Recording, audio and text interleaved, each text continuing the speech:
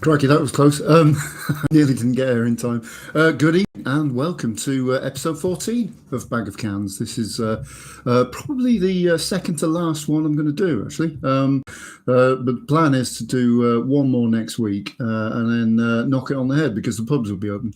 That, of course, may change. I may do one the following week because it's the day before my birthday. And I might do that elongated one that I threatened to do, but yeah, it's kind of drawing to a close, which I'm sure that my millions of viewers will be delighted about. Good evening to Craig. How you doing, mate? Hope you're well. I was thinking about you earlier, actually, as I was slogging my way up the Alpe de Zwift. Did it in 115 minutes this time around. I'm still really slow, but it was part of a training session, and yeah, that does involve extended periods of rest. I am going to tackle it one day in anger, so to speak, and yeah, we'll see how it goes. Anyway, happy Good Friday to everyone, or mediocre Friday as it's turned out. It was looking all right a bit earlier, but yeah, it's got a bit grey, hasn't it, since then? Not to worry. We have cold beer to chase those blues away, and a hot topic as well. I will be discussing today, namely beer influencing and whether or not it is a good thing. The reason I'm doing that is because, of course, because my integrity has been compromised this week. I was sent what is commonly referred to in the trade as a care package, which is free beer essentially from these guys, Bohem Brewery, based in North London, but run by a couple of Czech geezers. So they're Bohem, obviously being Bohemian, and yeah, they sent me some cans and some beer mats, and I was obviously delighted to receive them. Now I had qualms about it because in sort of 15 years of reviewing beers in one form or another, I've always made sure that I've bought them myself so that I could say what I like about them. So there's no sort of suggestion that I've been compromised in any way because of the fact that I've received the beers for free. So this is a bit of a first for me. Fortunately, I mean, it is really fortunate. They sent me 6, so I tucked into a couple yesterday, and they were absolutely brilliant. So I'm not going to be saying wonderful things about a terrible beer, which I'm delighted about, to be honest. Anyway, let's open it up, give it a quick swig, and then talk a little bit more about the pros and cons of beer influencing.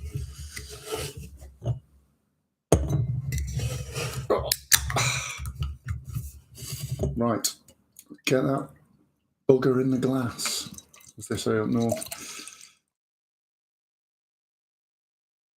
No, it's looking good. There's a suggestion. I mean, I'm being very, very picky here. There's a suggestion that it not quite being as carbonated as it should be. Now, that could be because it's true to style, and it could also be because it's only just been canned. Who knows? But it smells delicious. It smells, light, subtly floral, and with hints of bread, which is great, which is absolutely spot on for a Bohemian Pilsner, which is what this is. Let's give it a whirl.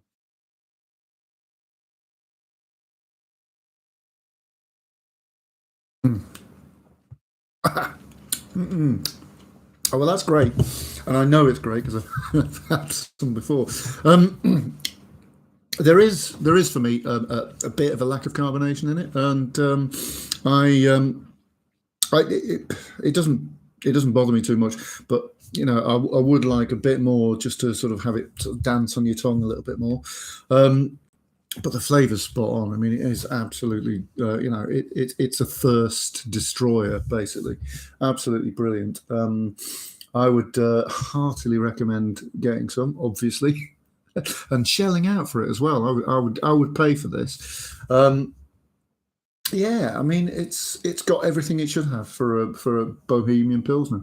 I love the fact that they're not completely and utterly yellow like German Pilsners. They've got that orange sort of tinge to them, which I think I prefer. I'm not sure how they managed to do it, but given the fact that it's all one very light grain that they use in it, but yeah, marvelous stuff nonetheless. I think it's something to do with a decoction mash, but I don't know too much about that, so I'll shut up about it. And I will talk instead about beer influencing and whether or not it's a good thing.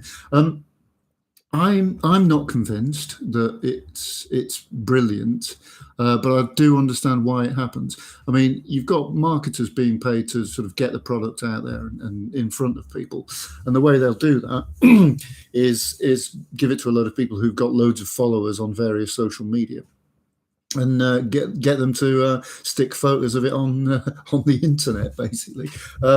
Now, the reason that's slightly iffy in terms of I don't know. Yeah, I don't know if it's slightly iffy. The problem is when you've got sort of a critical mass of influencers all getting the same beer at the same time and all putting exactly the same thing online at more or less the same time, it becomes incredibly boring for the viewer, especially when there's not a great deal said about the beer themselves. The beer itself is just like, oh, this is nice, or oh, I've received a care package, or look at this, isn't the bottle lovely?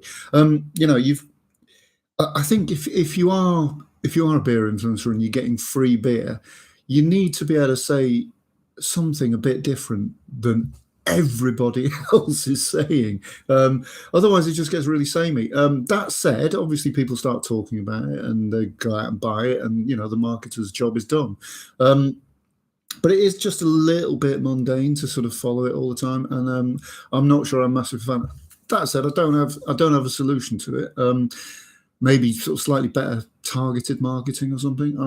Again, I don't have the answer.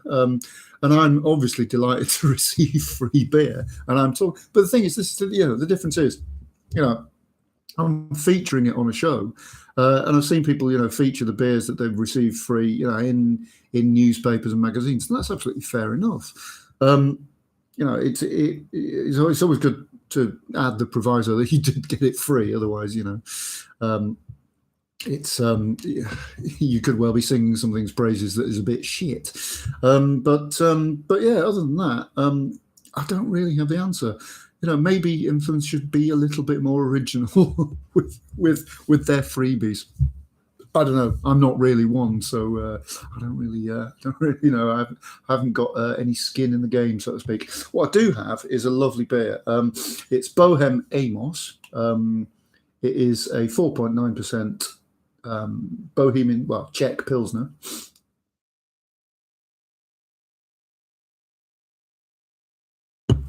For me, slightly undercarbonated, but that said, you could wallop that back without belching too much, which is always a bonus, or not always a bonus actually. I'm told that the belching is quite popular on this show,